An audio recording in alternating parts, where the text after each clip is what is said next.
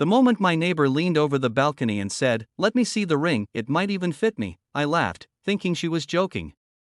But when I placed it in her hand and replied, "Hold it for me, okay?"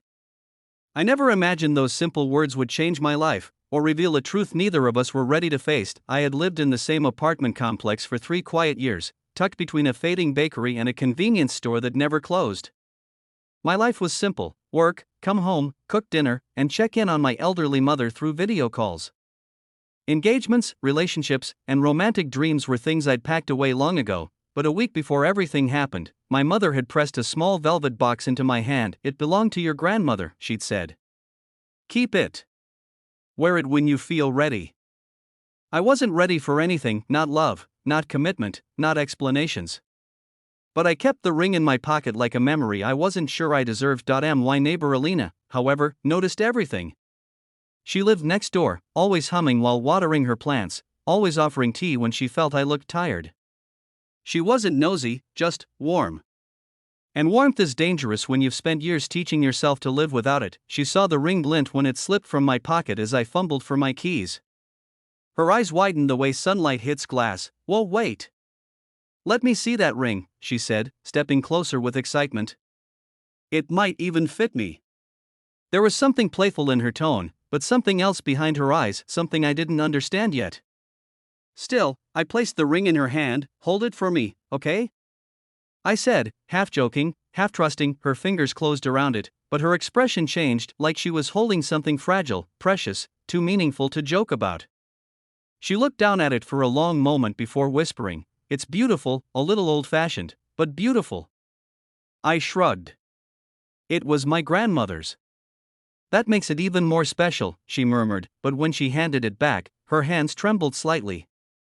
I didn't ask why. Over the next few days, she acted strangely, avoiding eye contact, returning my greetings with short nods, never lingering in the hallway the way she used to.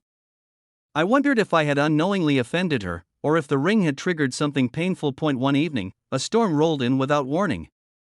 The wind thrashed the trees outside, rain pounding the pavement hard enough to shake the building. I stepped out onto the shared balcony to bring in my laundry, and there she was, sitting alone, knees pulled to her chest, drenched. "Alina? What are you doing out here?" I asked, she startled. Then her voice broke. I didn't want to be inside." "Why not?"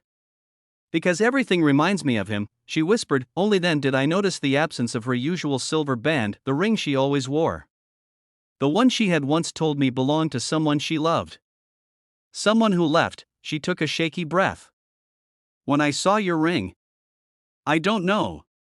It hit me harder than I expected. I remembered what it felt like to think I had a future with someone." I sat down beside her, letting the rain hit both of us. "You don't have to explain. Just talk if you need to." She looked at me, really looked, and for a moment, her guard fell. "I'm not jealous of your ring. I'm scared of what it means. Commitment, trust, letting someone get close again. I'm scared because I don't know if I'll ever be brave enough." Her voice cracked on the last word. I hesitated. Then, carefully, I reached into my pocket, took out the velvet box, and placed it between us. "You know," I said softly, "sometimes holding something doesn't mean you're ready to wear it. Sometimes it just means you're ready to consider the possibility." Her eyes softened. "Is that why you asked me to hold it?" "Maybe," I admitted. "Maybe I needed someone to remind me that possibilities still exist." The storm pushed against us, but for once, neither of us felt the need to run inside, and that night, something shifted. Not between us, at least not yet. But inside us, quietly, like seeds being planted by the rain. For the next few weeks, life moved differently, slower, softer, as if both of us were learning to breathe again. Alina began talking more, not about painful memories, but about small things. Books she loved. Places she wanted to travel. Recipes she wanted to try. And I found myself listening, truly listening, in a way I hadn't listened to anyone in years. One afternoon, I found her outside struggling to carry a heavy box. Without a word, I rushed over to help. She smiled, an honest one. "You always show up right when I need help," she said. "I live next door." I chuckled. "No," she said quietly. "You show up in ways that matter." I didn't know how to reply to that, so I didn't. But the words stayed with me the rest of the day. Everything was changing so slowly that neither of us realized it, until the night she knocked on my door with trembling hands. "I need to tell you something," she said. I stepped aside, letting her in. She took a breath, like she was preparing herself for something she'd been afraid to say for years. "The person I told you about, the one who left, he didn't break my heart.